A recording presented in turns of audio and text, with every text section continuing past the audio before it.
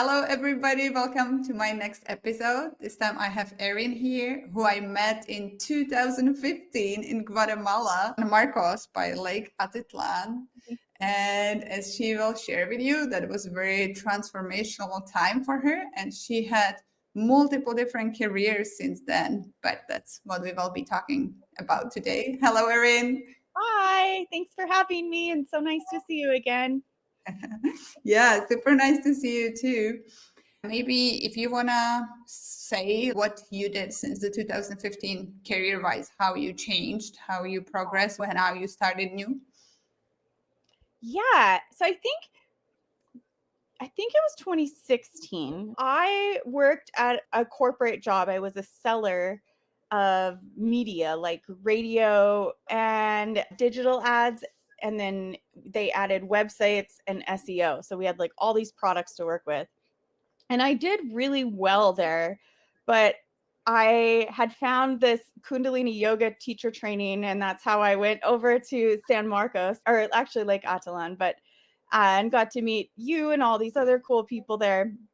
And it was just so impactful. I was sitting next to this guy. Do you remember the like 5-hour shuttle ride? Like, I Yeah. don't know. Yeah. So made lots of friends on the shuttle. But one guy I sat next to was from New York City, USA. And Uh-huh. he was like, I have a digital agency. I can work anywhere that I have internet. And I was like, I'm sorry, what? Like, break this down to me. And that singular moment became very just compelling to me as, oh, I want to do that. So I was feeling very burnt out and disenchanted with my corporate job. And although there were a lot of great things there, I didn't feel like I had any role models anymore, for one thing. There was nowhere that I wanted to Yeah. thrive to be like middle management or higher management. They all seemed really depressed, honestly. It's like middle depression or a high depression. So anyhow, coming back home from my Kundalini yoga 3 weeks experience and going into the office, and I jumped into social media management, and it was such a cool time for it because it empowered the little guy, like the mom and pop business could access media and make a splash, and people would come in the front door and be like, I saw your ad on social media. And there was magic there, and that's what I really liked, was I can tell these stories. I don't have to be part of a big media conglomerate, and we'll see where that goes. That's super cool. But then you didn't stay there only, you also started to teach. Yeah. So when I was thinking about your interview, pondering my career, I'm like, wow, I do kind of try things on quite a lot in a career sense. And it got me thinking, I have a master's degree in politics, right? Like, Oh, so, wow. Okay. and You didn't politics, stay in the DC to do politics. no, I was like, again, like, maybe not for me, but Okay. I pivoted from politics to marketing. Uh-huh. Because it's like a person or a product. That's politics versus marketing. It's the same Right. thing. True. Yeah. Over the past 8 years of having my business, I have taught a lot in different ways.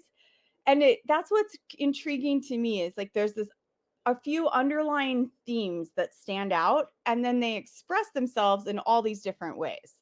So back in like 2016, I started a program that teaches yoga in the jails at the same time I started my business. I remember it. That's so cool. That's amazing. And so that was a lot. And then I was teaching hula hoop classes sometimes, because how else do you find hula hoopers? Is like just put out the word, and a lot of them showed up. It was awesome. Mhm. But I then taught small business owners, or I got hired by the state.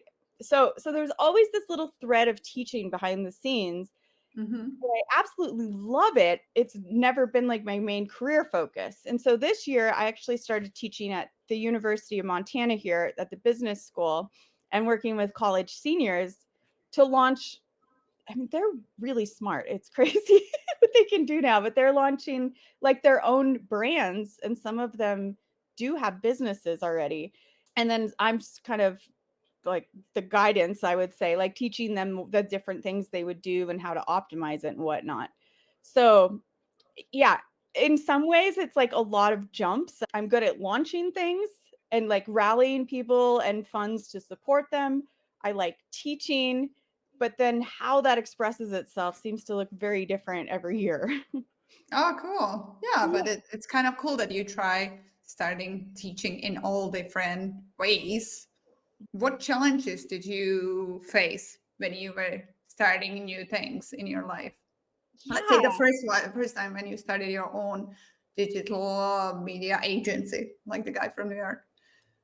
Yes, my hero. So funny too, like I can't actually picture his face or his name, but I like just I just hear the voice. Yeah, that's like funny. etched in me. But so I'll never forget July 1st of 2016. That was my first day of being Erin employed and walking out on my lawn and standing there and just breaking that cycle of like, okay, this is when I used to drive 27 minutes to the office to prove to them that I was working and then turn around and go see clients.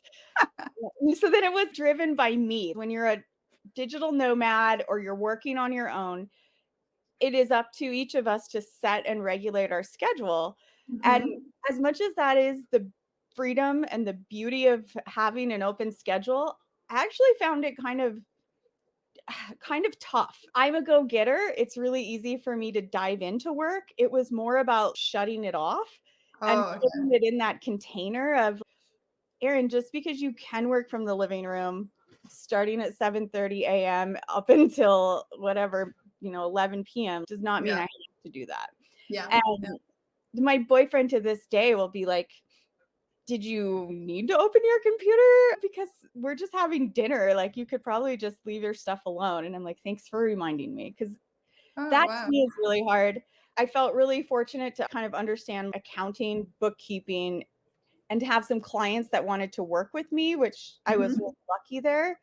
But like the bigger things of, oh, okay, make sure that you file your taxes correctly. I definitely had to get help with accounting and learn the things. Just because I can do stuff on my own, it doesn't mean I have the time for it. And Yeah, so learning yeah. like what I should Learning to outsource. delegate. Yeah, no, for sure. Totally. It's hard when you are a go-getter and workaholic and you Yeah. know that you can do things. Sometimes I feel like I don't trust other people. They will do it right. Yeah. Or do you end up just feeling like you explain so much that I'm like, I could have done it. Like, Exactly, right? I spent so much time explaining that I could have done it. yeah. Yeah. And so, how did you navigate the differences and unfamiliar territory? Let's say, did you have any support from your friends and family, or did you make new friends? Yeah. So there were a couple that stood out. First, initially, especially years ago when social media was more like Facebook and dipping a toe in Instagram, Yeah. not six different platforms that you need cinematography level videos. We didn't really have as big of a need for content creation alongside the social media management and reporting and commenting and all that.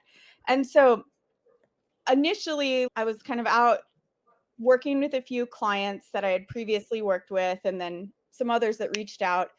And I interacted with two people. There was a videographer. He really liked the videos that and the work that I wasn't as fond of. His dream was to have like a car dealership as his client. And Oh, okay. yeah, sorry. So, like, he dreams of like having a car dealership. Yeah, he wants to own one now. But very long. Also, that he can take a car for a spin, no? It's like, Oh, yeah, Lexus car dealership is my client. I'll take a different car every day and do content in a car. that one I could get behind. Yeah, that would be fun. He sort of taught me the ropes of entrepreneurial and small business life, and I ended up closing a multi-state car dealership for him. So it was sort of a fun trade. I ran into a lot of different creatives and started to understand, okay, there's some that are just like freelance gig economy, like they will sort of hop from job to job and they figure it out, but they're not really like establishing a business. And there's other creatives. I have these three or four partners and I have these reoccurring clients. And that was more the model that this guy was, where it's Mhm. very stable and then also glamorous in that regard. So I learned from my fellow creators and freelancers, small business owners, how to get that established. Uh-huh. Um, and there was a lady at our business center for entrepreneurs. You can go there and ask them questions. But she taught me how to do a business plan, but using like a large piece of cardboard and using sticky notes on it to move them around. Oh yeah, like in the movie Silicon Valley, how they were moving them around. That's amazing. It really helped me actually to just visualize Yeah. and move stuff around. Did you have any fears or doubts when you were starting? All of them. No. I remember thinking, am I insane? Great income at my corporate job, and I've built this trust in this routine. Isn't this what people are supposed to do? Isn't this the goal? Yeah, totally.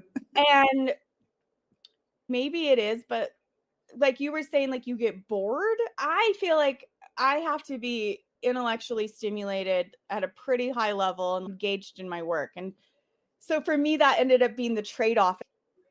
Yes, in some ways, this might be insane. I am walking away from a good income that I can just repeat. It's not like I'm showing up and I was working hard, but it wasn't an uphill battle at that point. I was afraid I was burning bridges, like all sorts of things. Like, should I be leaving here when, my bosses and I have built this kind of trust with one another? Right. And looking back, I will say I'm delighted that I didn't let those fears overtake me or dictate my life, because for one thing, the amount of stuff I learned and some of the opportunities that I've had would have never come. And granted, like my retirement fund would be like a little larger had I stayed there. But yeah, I don't really think that was the life for me. I think mentally and like spiritually, I would have wanted a different path for sure. Right. Yeah, that's cool. That's cool that you are like, very much in understanding that that's what you did, what's good for you, and you just went for it. That's really nice. Were there any like an unexpected opportunities that showed up, and did you seize them? Yes. So because in my corporate career, I had like broke this nationwide sales record of selling the most websites and SEO packages in 2015. I like believed adamantly that every damn business should have a website. I was just like, it was an easy sell of like, what? Yeah. I do online. So I made myself a website like pretty early in the game. Nice. And it only took one email inquiry to pretty much transform like everything I had going on. So early in my career, I was incredibly fortunate to get to launch the social media profiles for a rather large sports brand. Oh, cool. Yeah, I will say they were like untapped potential. They sold on a nationwide level, even actually international, and they were headquartered right here in Missoula.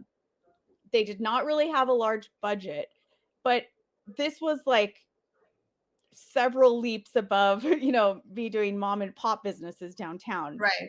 And I had the experience with all of the components that they wanted to do at that time. It was like, oh my God, this is an amazing opportunity. And I held this account for 7 years. So it was one of those things like I would wake up, I'd have dreams about like working. So I was just like, God, I better just Oh, wake up. really?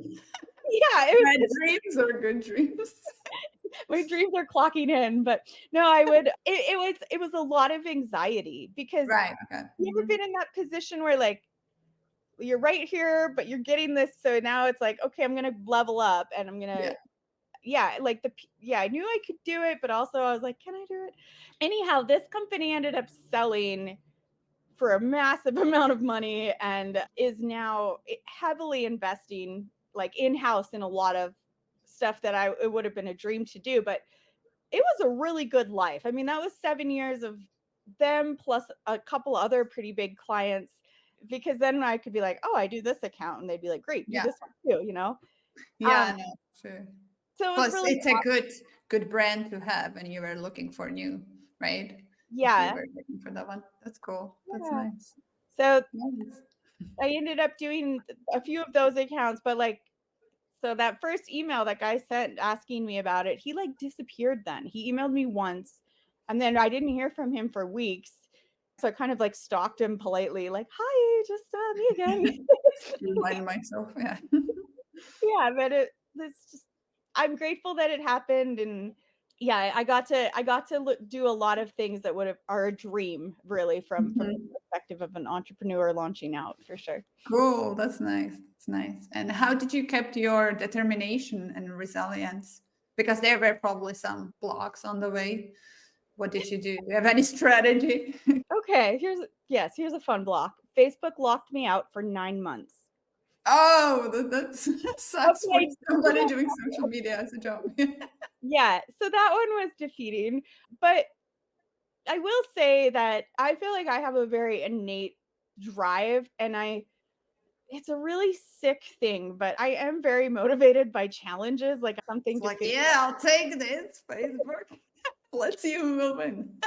And I've made a lot of progress in the past few years where I recognize that hyper resilience comes at the expense of some internalized anxiety or possibly unhealthy coping mechanisms. So I will Mhm. say that now in the past few years, I've recognized I do have limits and I want to respect that. But my resiliency is really that I truly believe that success is getting up one more time than you get knocked down. And also, success looks different for people like us that are willing to try new things, because we do work a lot harder in the beginning to learn new skills and get us to where we like picture it in our heads. And I think there's also something very brave and endearing just in having that personality. I'm going to try this, and then doing all of the things that it would take to show up like someone who's been doing that for a long time. So, yeah, and it's really a cool thing just to like talk to other people that do that. Actually, I guess now thinking about that, the we probably all have a little more ingrained resilience that we're not even really recognizing. Yeah, for sure. And I think also when you keep starting something new, you are learning from the experience, right? Like the first Yeah. time you start something new, it's hard, but then the second time you already experienced it. So you're like, okay, yeah, I remember this part, but Oh, yes, totally. And I mean, that is kind of shocking when I look at jobs or I talk to someone and I'm like, they're hiring for this, but I'm like, oh, I can actually do this, this, this, this. yeah, yeah, yeah, yeah. So we're very well-rounded individuals. Yeah, overqualified. Overqualified for everything. Yes. Oh my gosh. Yeah. Do you think it is important to set goals or have a vision for what you want to do next when you are starting new thing? Mm. Yes, absolutely. I'm gonna send you a picture of this. Someone sent me a greeting card years ago, and I feel like I should have grabbed it, but I put it out on my mantle sometimes when I'm pondering things. It's a person that's walking on a string towards the moon. And like my interpretation of this is that he's unsure of where his next step is, but he knows the direction he's heading, and Right. that makes it work. And so my take on goals, my hot take on goals is that absolutely, like, I have a goal, I'm working towards it, but in hindsight when I look at my trajectory, it has never ever ended up how I pictured it in my head. And I think that's kind of the amazing thing is a goal is this forward, like, hey, I'm going to go towards this point, and then the inertia is there and I'm taking the next right indicated action to get a little bit further on the journey, but I'll see where it takes me. Like, I can't really be that attached to the outcome because Yeah. the outcome was pictured when I had like no idea where I was going. So that's the way I look at it. And yes, maybe you've done this too. I don't know, but I often will be like, oh, I can do this, I can do that. And I get into it and I'm like, holy crikeys, that's going to take me a little longer than I expected. And so, your path sort of shifts a little sometimes. Yeah, no, for sure, for sure. That's like me trying to understand the algorithm of social media, for sure. That's always like, man, this looks so easy. And actually, it's not, and it keeps changing. That's the thing when you get dialed into this, and then 2 days later, it's like, oh, no, no, don't do that. Yeah, no, no, for sure. But I mean, like, that's like me working in tech. It's always keeps changing. But yeah, the same way as you said, the guy from New York, I had like 3 people mentioning to me that I should go in tech, that I think I will be good at it. And when the third person told me, I was like, all right, this must be a sign. Okay, I'm doing it. Yeah, I feel like sometimes I get myself into something. I'm like, this is gonna be easy, and then it's hard. Or sometimes I'm like, this is gonna be super hard. But I get it really fast, and I'm like surprised even.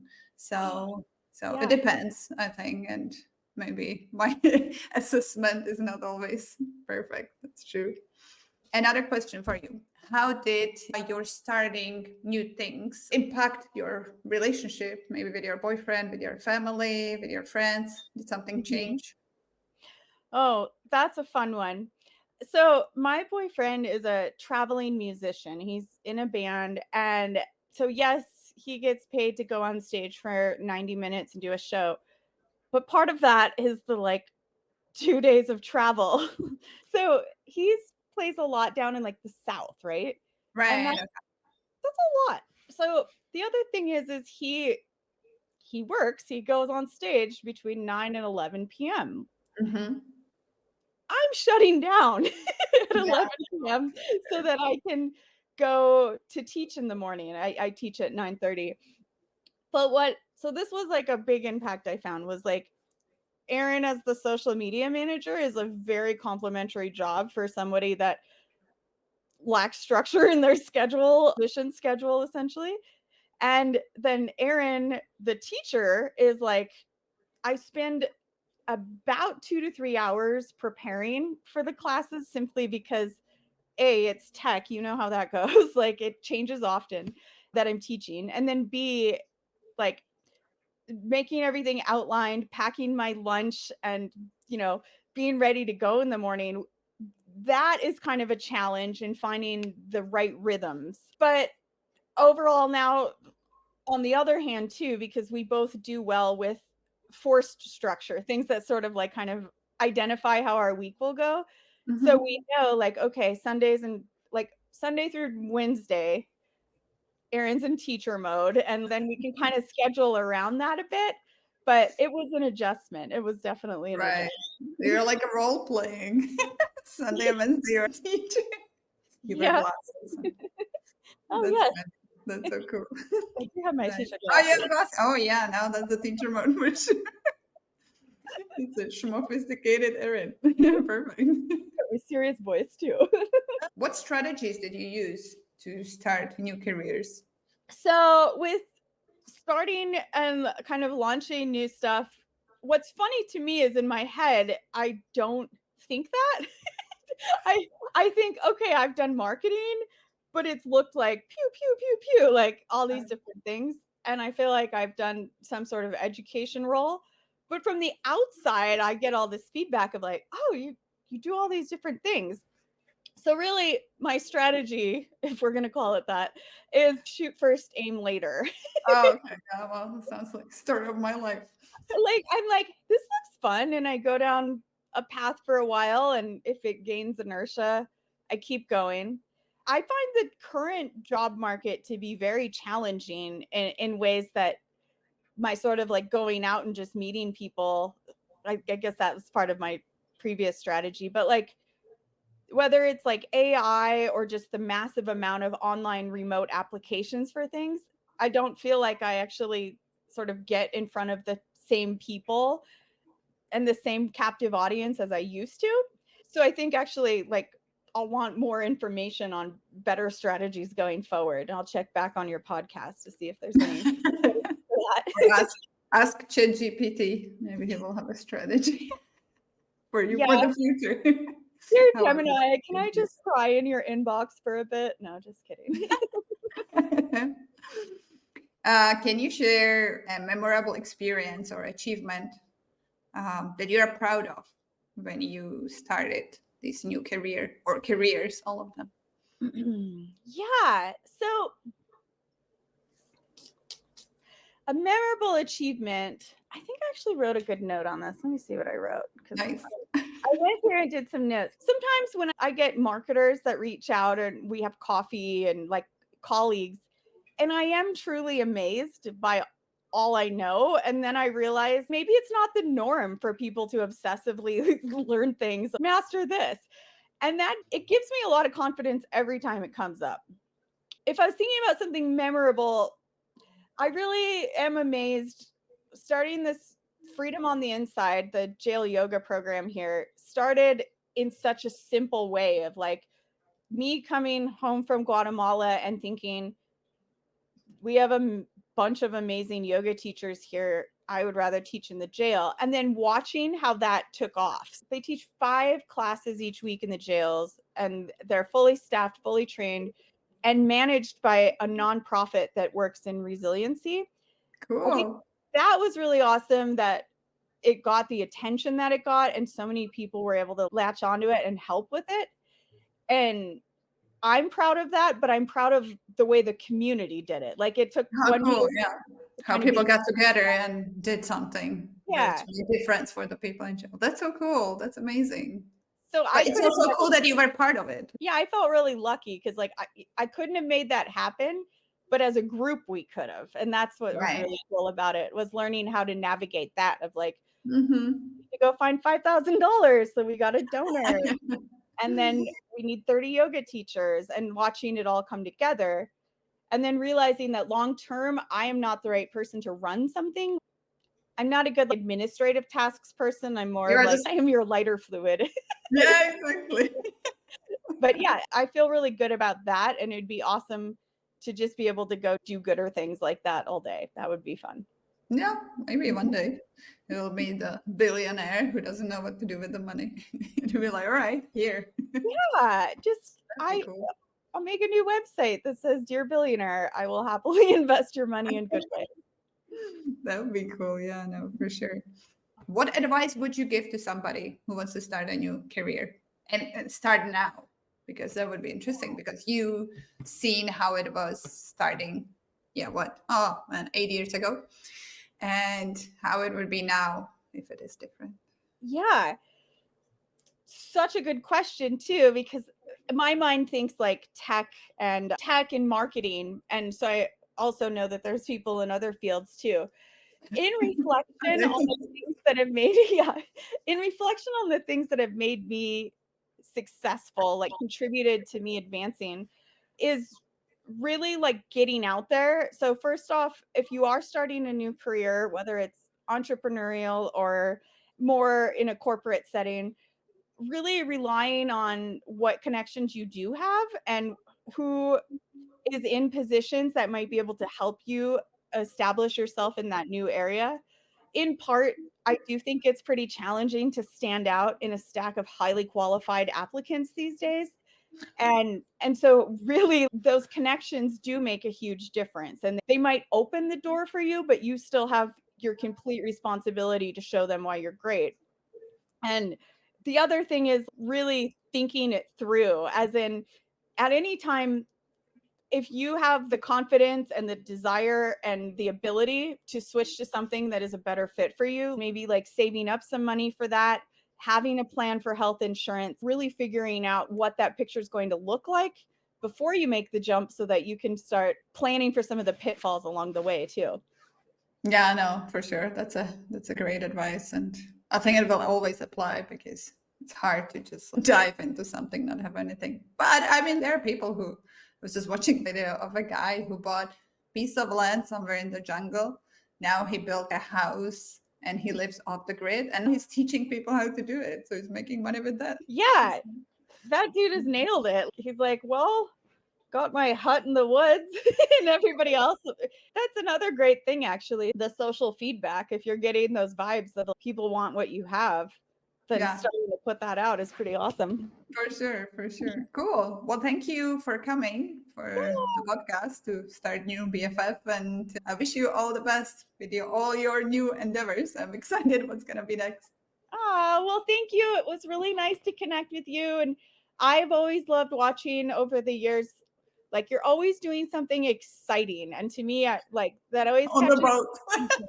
yeah, the both stand out. But I'm delighted, and I look forward to hearing more about your podcast. It's been pretty awesome so far.